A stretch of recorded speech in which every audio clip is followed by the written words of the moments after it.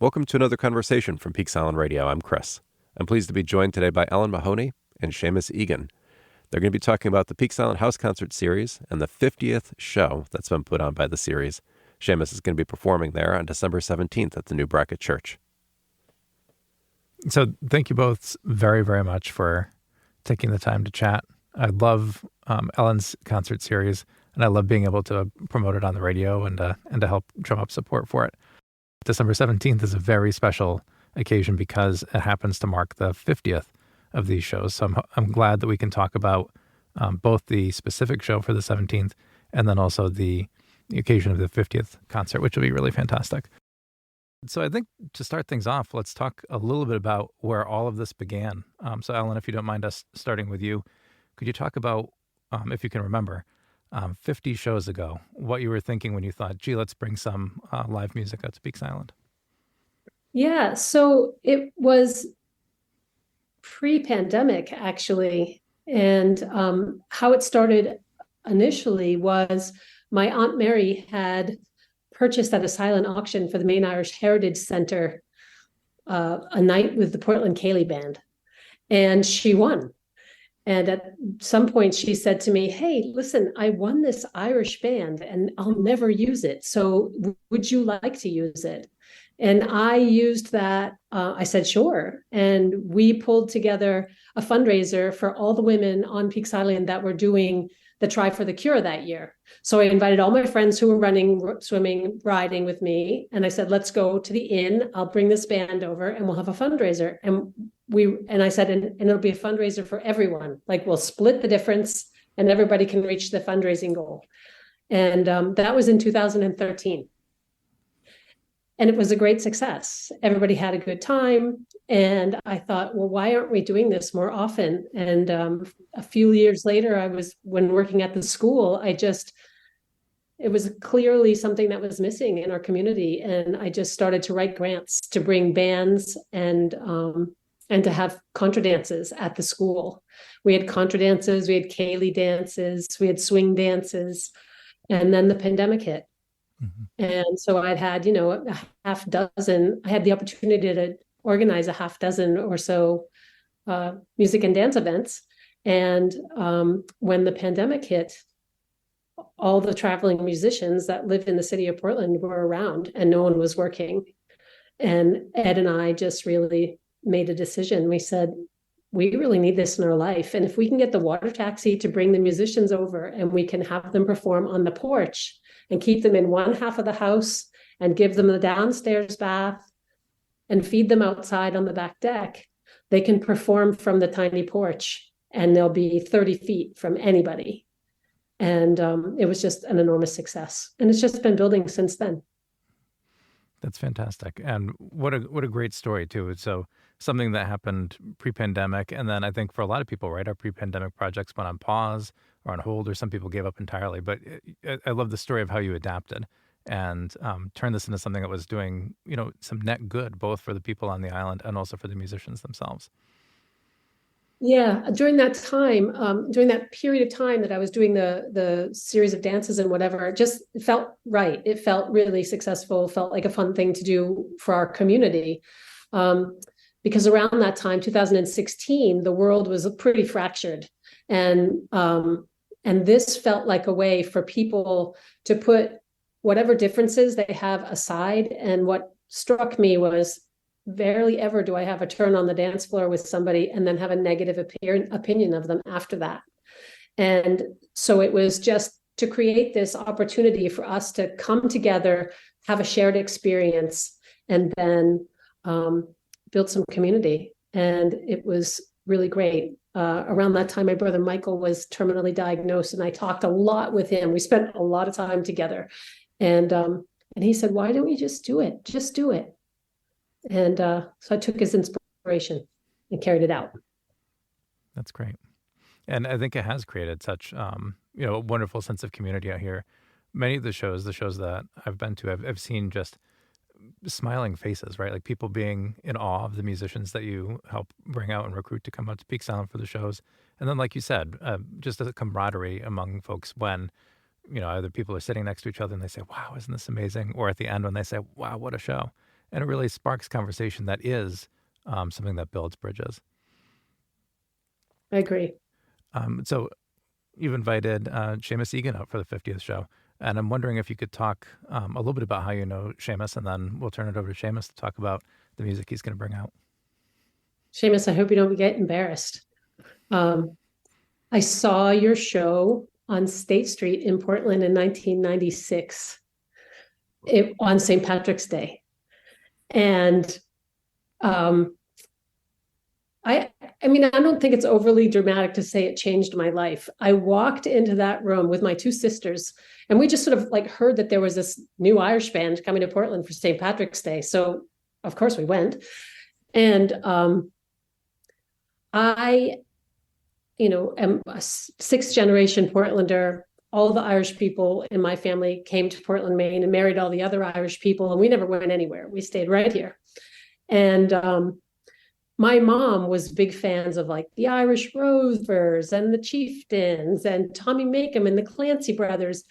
But I walked into this night and heard John Doyle and Seamus and Wyn Horan and John Williams and Karen Casey, and my mind was blown. I had never, ever heard Irish music played like it was being played that night. And that was just, it was so magnificent, truly the most magnificent thing I had seen live up to that date. And 6 or 7 months later, I happened to be, maybe it was a year later, I was in Telluride for the Telluride Bluegrass Festival, and Solace was playing at that festival. And that happens to be the place where I met Ed. I met Ed at that festival. And I said to Ed, "You've got to hear this band. You've got to come and hear this band." And the rest is history. Wow, what amazing connection. Yeah. Yeah. It's all your fault, Shay. I'll take responsibility for it. That's okay. And so, Seamus, can you tell us a little bit about your history with Ellen from your point of view, and then also talk to us about the role that I guess Portland plays in your musical life? You've been out to Portland now a number of times, dating back at least to 1996. Yeah, I mean, when we first started out in, I guess 1996 we would have been maybe together a year, I think, or maybe just. I think maybe the first album had just come out in 96, I think. So we were on the road an awful lot at that point, like pretty much constantly. It was just sort of a bit of a, I mean, you have to understand, we made an album. We didn't have any plans for making another album. We didn't even have any plans for touring. We didn't, like, it all happened quite quickly. And suddenly we were on the road pretty much. Honestly, it feels like a blink from 95 until I decided to take a break in 2017, and it was sort of like, my goodness, how did that happen? But yeah, Portland has always been a place we've gone to. Solace, I don't know, I lost count of how many times Solace has played there over the years, and in the last few years now I've played there a bunch, and it's always great seeing Ellen when we come to town, and it's always nice to see a friendly, smiling face. So yeah, and I feel very honored to be part of this concert series and on such a momentous occasion, the 50th concert. It's I'm sorry it's taken me so long to get there. So I'm happy to finally get there, and just before Christmas it'll be lovely. It feels totally right to me. It feels like you're the absolute perfect person to celebrate this 50th show with. Oh. I'm looking forward to it. That's great. Now, a lot of listeners will know and will remember Solace from the interview that we did with Wyn Horan. But for folks that haven't heard or maybe didn't listen to that interview, can you talk a little bit about Solace as a group and your perspective on a super group. Basically, that's what Wynn called Solace. Could you tell us a little bit about that? Well, I mean, it came together, like I said, I mean, it was very haphazard. And we were all sort of in New York, except for John Williams in that early mid 90s. And, I think it was at a time, it was just, we were blessed with timing, I think, because it was that moment when almost everything seemed to be Irish over here. It was sort of like, there were tin whistles everywhere. Like, you couldn't turn on the television, there was some tin whistle playing some commercial. Quite often it was me, which I apologize for. But New York had turned into this kind of a scene. I mean, Irish music in New York had always been had always thrived, going back to the early 1900s and probably even before that. But certainly all the dance halls in New York, and there was always sessions in New York. I mean, any night of the week you'll find Irish music. I think even today you will. But there was this energy to it in the mid and early 90s, which we happened to be around for. So we were just very, very fortunate. And then just there was this sort of, I don't know, international spotlight suddenly on Ireland. The Celtic Tiger was roaring, and Riverdance. And so it was sort of, we were in a boat, and we were on the right side of the tide, and we went up and out.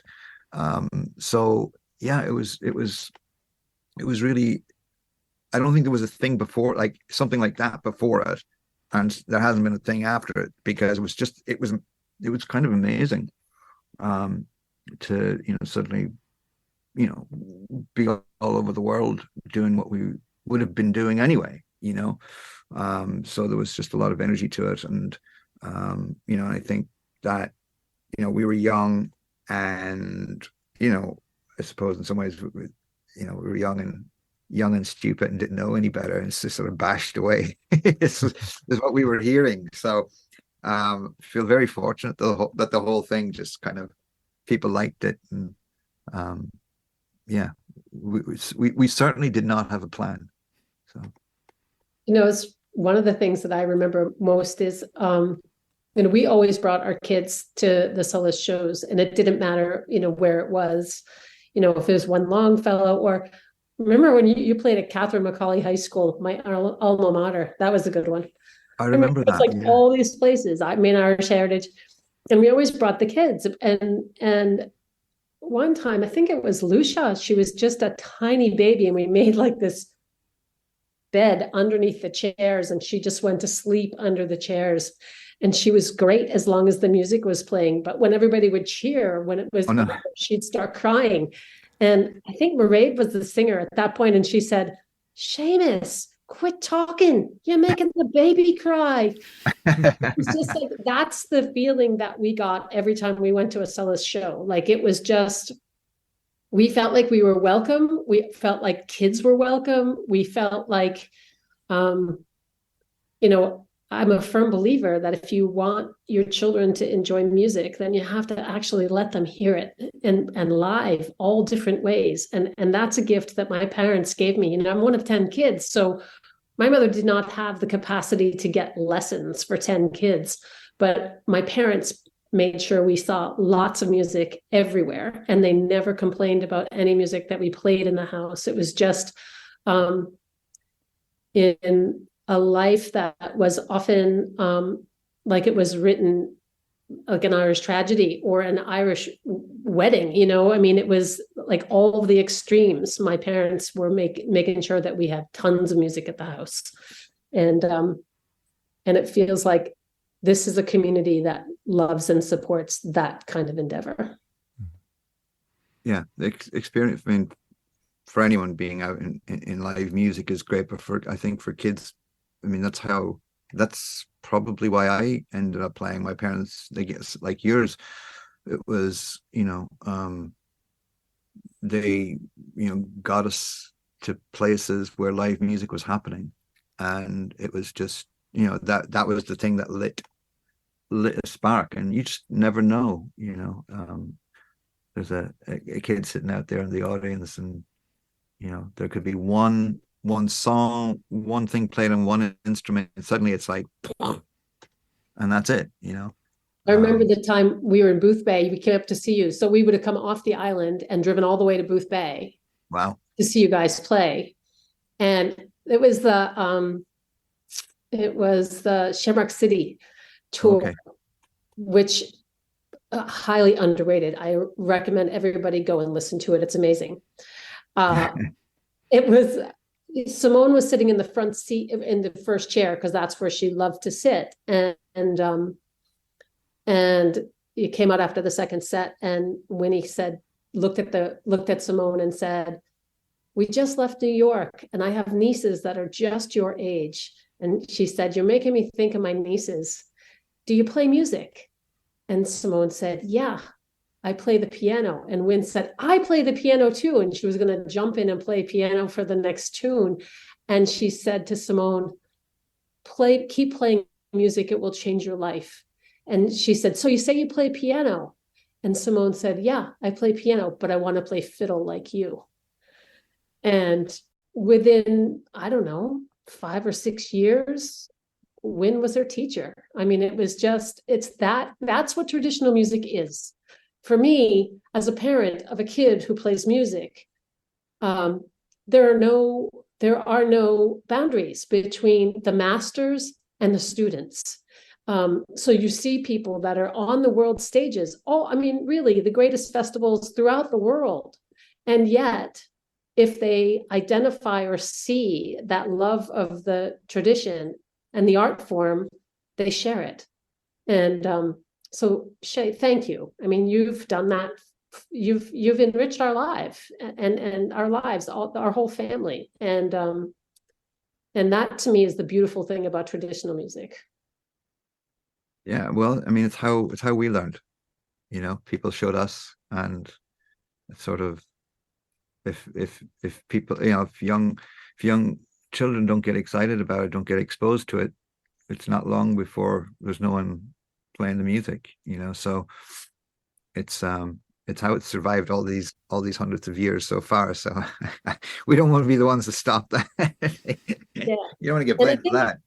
That's the thing about that I so appreciate, Seamus, is that it's not a stagnant art form. It isn't like you play the notes on the sheet and that's what we hear. It's this evolving and living tradition, and I think that's really beautiful and not to be understated. I think Irish music is, fortunately, it's a music that has, I think it's always had that sort of, it's not going to rest kind of, ethos. It's just, it sort of fits the time that it's in, and it's such a strong tradition. It doesn't destroy it, it's not fragile in that sense. So, it's sort of, its blood and its heart is still pumping, and it can accommodate different interpretations. So yeah, can you tell me a little bit about your current project, and maybe how your project, the Seamus Egan project, reflects your current take on Irish music, and what goes into it from your point of view? Well, yeah, I mean, coming after 20 years in a band, I mean, that was sort of, it took a sort of a minute. I mean, for everyone in a band, and there's always a drawer that's collecting other ideas that don't sort of fit into the band. So once we decided we were taking a break, I was, after sort of settling down for a minute, I sort of opened that drawer again to see what was kind of what was sitting around in there, and why this or that didn't work in the band. And that was sort of the starting place, and those sort of ideas that had been sort of kicking around for, some of them for 10, 15 years. That was the sort of spark to start writing, and stuff that didn't have to fit into sort of the constructs of that lineup. So I'd sort of moved up here to Vermont, and things were quiet. We weren't on wasn't on the road, and just sort of settled in, and just sort of messing about to see what would happen. So all of that stuff sort of, all kind of came together where I am here now, in this room. And it was just a lot of just sitting, playing in the studio, and then sending ideas out to other folks, and sort of kind of making connections with newer folks that I hadn't played with before. And so it was that idea, a conscious idea of trying something different, working with different people, trying to not sort of create the same sort of structure that existed, and to that end, I wanted to have it kind of open, so it wasn't going to be a fixed lineup, and so that there could be, there would just be a bit more flexibility in what I might write and be able to sort of play live. So the idea of what I'm doing right now is probably in large part a reaction to being in the band for so long, not in a bad way, but just in a way that, was just needed just wanted to try a different sound and a different approach, I find that incredibly interesting, because there are some people who will either go on their own and almost be like hermit-like in their creation of music, and then some who will be with like a single band for their entire music career, and if the band breaks up, then they're kind of done. And what it sounds like is that you've got this really interesting perspective on music, where you're doing some creation on your own, you're partnering with various people you had spent a long time in a band. And I'm wondering, when you look back on that, where do you think that comes from for you? What about your personality makes this all fit for you? I think fundamentally a lot of it, is the sort of collaborative nature of, or the potential collaborative nature of music. And I certainly I've always been a fan of that, of like, bouncing ideas off of other people and seeing their interpretation of the idea, and then hopefully that idea becomes better than it could have without, left to anyone. And it's not always the case. Sometimes, something, you need someone driving the bus, and there's always that. It's making music generally does not tend to be either or. It's some combination of, things, and a little bit of, serendipity and magic and accidents and all kinds of things. So, I remember, from the earliest times that from being a kid learning to play, I always remember thinking, someday I want to be in a band. Like that idea of working with other people was always appealing, and I don't think I've ever lost that. So I'm much more excited about working on an idea, and then thinking about, like kind of the way I'm working these days to some degree is, what other combination now can come into this, and let them kind of interpret it in some way, and see what, how it makes them react, and their reaction makes me react differently, and it just sort of, it just becomes then what it wants to be. You guide it a little bit, but you sort of, you kind of get the idea, feel good about the idea, and then hopefully the idea itself holds together at its core, and then kind of can grow. So who are you bringing out to the island with you on the 17th?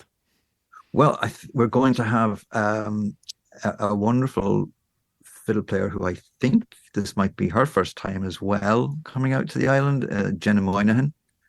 I've known Jenna for years, and she's been, we've been working together in the project. So she's going to be there, and I think the other person, Owen Marshall, who's going to be with us. I think he's been out a few times. Mm-hmm. Owen lives there in Portland. So the three of us will be there doing our thing. Owen's a wonderful bouzouki player and harmonium player. And I won't go into the explanation. So when we're playing live, everyone's always asking what the harmonium is. So he can, if he hasn't explained it to people on the island, I'm sure he's got a funny explanation for it. But it's sort of like an organ. And the bouzouki is sort of like, he plays great guitar player as well. So he'd be playing bouzouki, guitar, and harmonium. So. And what sort of music can folks expect? You'd sort of made allusion before to the fact that it's the holiday season. I'm wondering if you're intending to bring out any traditional holiday music as well. Well, you never know, but I mean, this sounds like it's an opportunity for me. Last year I released an album that it's not necessarily a holiday album. In fact, there's nothing overtly holiday about it except that I released it in December. But it's more about it's called Good Winter, and it's sort of inspired by the season of winter. Since moving up here to Vermont. It was, everyone that, when I said that I was moving to Vermont, everyone's very quick to tell you how beautiful Vermont is, and not a word of a lie. It's an incredibly beautiful place in the summer and autumn, obviously, with the leaves, and spring is beautiful. But when I got up here and I moved in winter, I realized no one ever mentioned anything about the winter, like unless they were kind of skiing, but, no one ever said that it's really cold and really long. And in all honesty, it took a minute to kind of adjust. So I think that those first couple of winters here left a bit of a sort of a mark on my psyche. And the reaction to that was to start writing this music that felt like it was of that sort of season, not a holiday, so to speak, but of the sort of, having to sort of deal with a season, in a way that is very, it's unavoidable. It's very, the days are short, the nights are long, and the season is long up here. So you have a different sort of, I don't know, I found a different sort of psychological reaction to it. And so this idea for Good Winter, because I think you need to approach it positively or it can crush you. So the Good Winter was sort of my planting my flag in the season. So we'll definitely be doing some stuff from that, and so that came out last year, and this year actually coming Friday, releasing officially a vinyl edition of that album, and released a new track as well, that called When I Was 12. It's sort of written in memory of a great figure great friend, but also a very important person in Irish American and Irish culture here in America, a fellow by the name of Brian O'Donovan, who passed away this autumn. So it's sort of written in memory of him, but it sort of fits into the overall idea of winter as a time of reflection and a little bit of pause and retooling. So sounds good. Do you, without giving anything away from your song, what role did that person play in your life? Brian was someone who I had met, when very shortly after my family had moved back here to America, from in Ireland.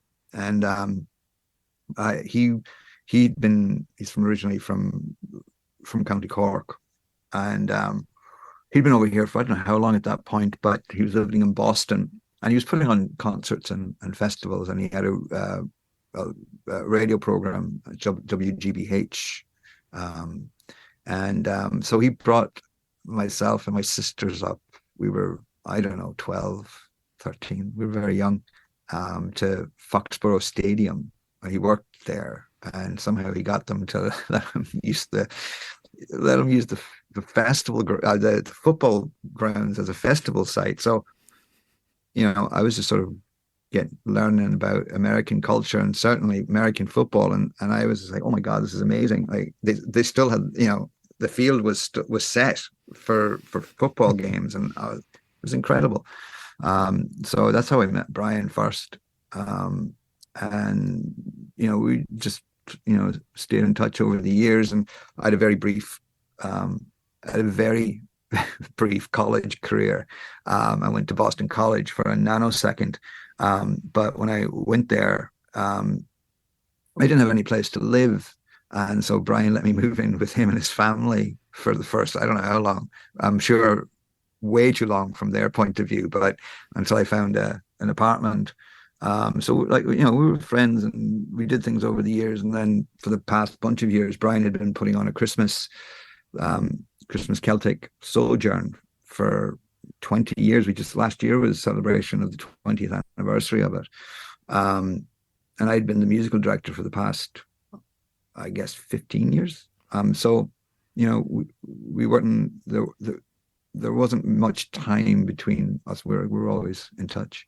So he was a good friend and an important touchstone for the culture. So in that front, just a tremendous loss, beyond the personal loss. Yeah, I'm definitely sorry to hear about the loss, but also very interested to hear the song, knowing your connection to him. It comes from the sort of idea, the kernel of the idea for it came from the Christmas show. Brian would tell these stories of him growing up in Ireland around the holidays, but it was sort of, so each year there'd be a different story, and but the sort of the germ of the idea for him was Dylan Thomas's A Child's Christmas in Wales. And so it was the beginning. So the beginning each year of his story started with this quote from Dylan Thomas. Something about, I can't remember if it snowed for 6 days and 6 nights when I was 12, or did it snow for 12 days and 12 nights when I was 6. And then it would sort of go off into the story. And so that was the idea. That was sort of in my thought process, as that was sort of, because it was always, we would sit back on the stage for however long the story was and listen, but it always started that way. Now here's a sneak peek of that song, When I Was 12, with many thanks to Seamus Egan for sharing the song so the way you could hear it early.